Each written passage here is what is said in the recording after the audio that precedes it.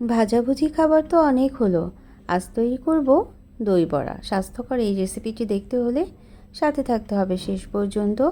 আর এই দই বড়া আমরা রেস্টুরেন্টে অনেক দাম দিয়ে কিনে খাই, তো খুব সহজ রেসিপিতে এবং ঘরে থাকা উপকরণ দিয়ে খুব সহজভাবেই এই মজাদার রেসিপিটি তৈরি করে নেওয়া যায়।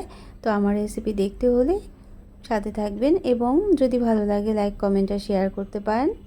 তো এই জন্য আমরা আজকে মাসকলাই ডাল নিয়ে নিলাম। মাসকলাই ডালটা আমরা আধা কাপ পরিমাণ নিয়েছি এবং 5 থেকে 6 ঘন্টা পানি দিয়ে ভিজিয়ে রেখেছিলাম। বাজার থেকে কেনা ডাল ভালোভাবে ঝেড়ে ধুয়ে পরিষ্কার করে নিয়ে পানি দিয়ে ভালোভাবে ধুয়ে নিয়েছি এবং ধোয়ার পরে ভিজিয়ে রেখেছিলাম 6 ঘন্টা এবং তারপর একটা মিক্সার জারে করে আমরা এভাবে অল্প পানি দিয়ে মিক্স করে নিয়েছি, ব্লেন্ড করে নিয়েছি। চাইলে কিন্তু শিলপাটাতেও বেটে নিতে হবে, কিন্তু খুব ভালোভাবে মিহি করে পেস্ট করে নিতে হবে এবং তারপরে এভাবে হাত দিয়ে বিট করে নিতে হবে। হাত দিয়েই কিন্তু কাজটা করে নিতে হবে, দেখলেন তো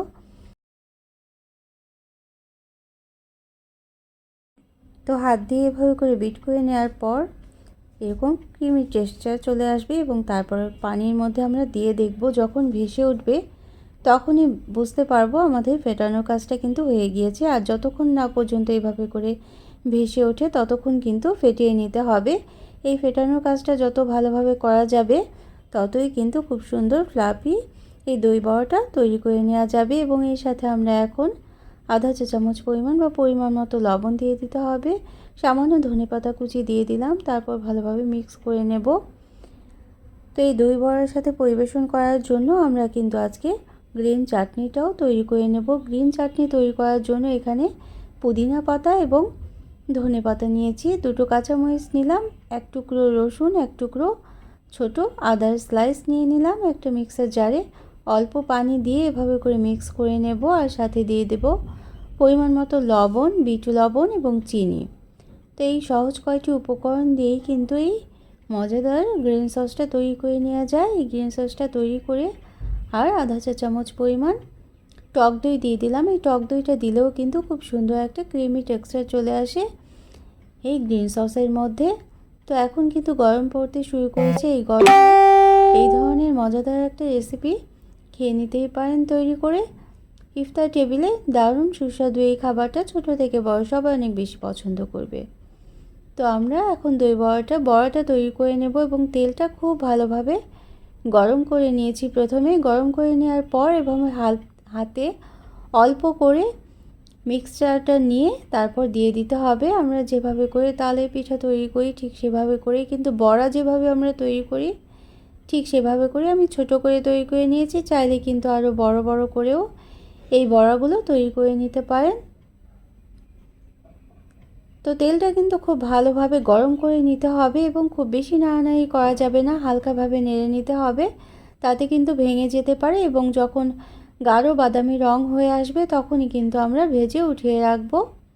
উপরের দিকটা দারুণ ক্রিস্পি হবে এবং ভিতরটা খুব সুন্দরভাবে তেলটা ঢুকে যাবে এবং ভিতরেটা ফ্লাফি হয়ে যাবে এভাবে করে ভেজে নিতে পারলে।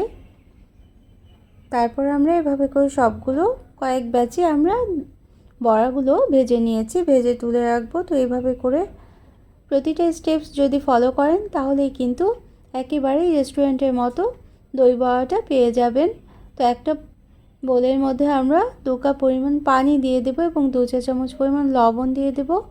এখন এই দই বড়াটা ভিজিয়ে রাখতে হবে। তো 10 মিনিট ভিজিয়ে রাখতে হবে, খুব বেশি সময় কিন্তু ভিজিয়ে রাখার দরকার নেই, তাতে কিন্তু একটু খুব নরম হয়ে যাবে এবং দই এর মধ্যে যখন দেব আমরা তখন খুব সুন্দরভাবে সোক করে যাবে দইগুলো। তো এইভাবে করে হাত দিয়ে প্রেস করে পানিগুলো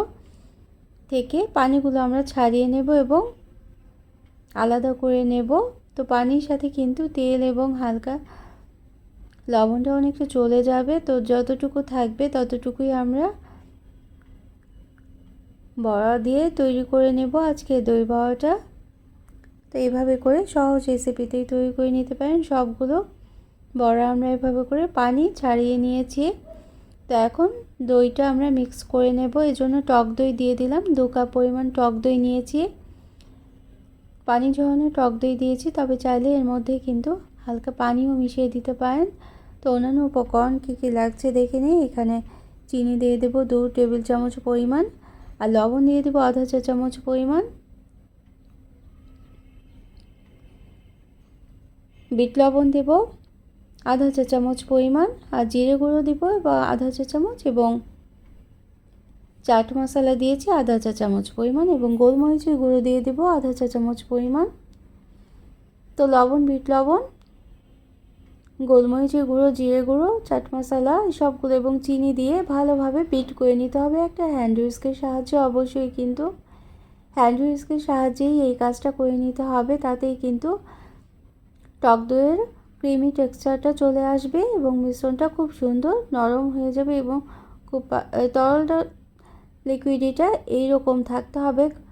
কনসিস্টেন্সিটা যখন এইরকম হবে তখনই কিন্তু আমাদের দইয়ের মিশ্রণটা রেডি হয়ে যাবে। তো এখন একটা ছড়ানো ট্রের মধ্যে আমরা প্রথমে বড়াগুলোকে সাজিয়ে নেব এবং তারপর উপর দিয়ে দইগুলো দিয়ে দেব।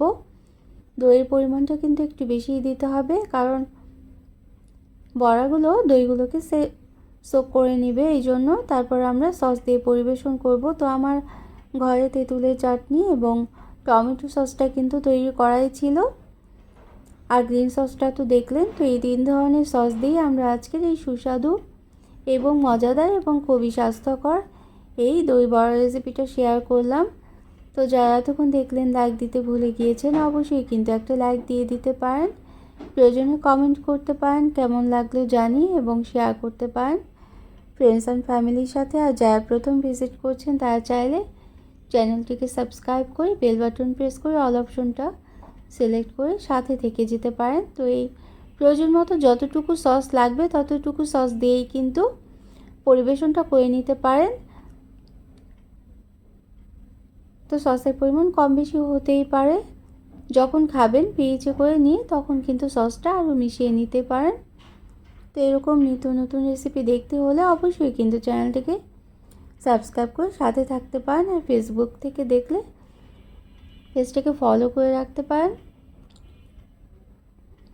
তো যারা এতক্ষণ কষ্ট করে সাথে থাকলেন সবার জন্য রইল অসংখ্য অসংখ্য ধন্যবাদ। দেখলেন তো 3 ধরনের সস যদি দেওয়া হয় তাহলেই কিন্তু দারুণ লোভনীয় এই রেসিপিটা তৈরি হয়ে যাবে। ছোট থেকে বড় ইফতার টেবিলে কিংবা মেহমানদারিতে অথবা আসন্ন ঈদে এই ধরনের একটা রেসিপি থাকলে সবাই কিন্তু অনেক বেশি পছন্দ করবে। Thanks for watching. আল্লাহ হাফেজ।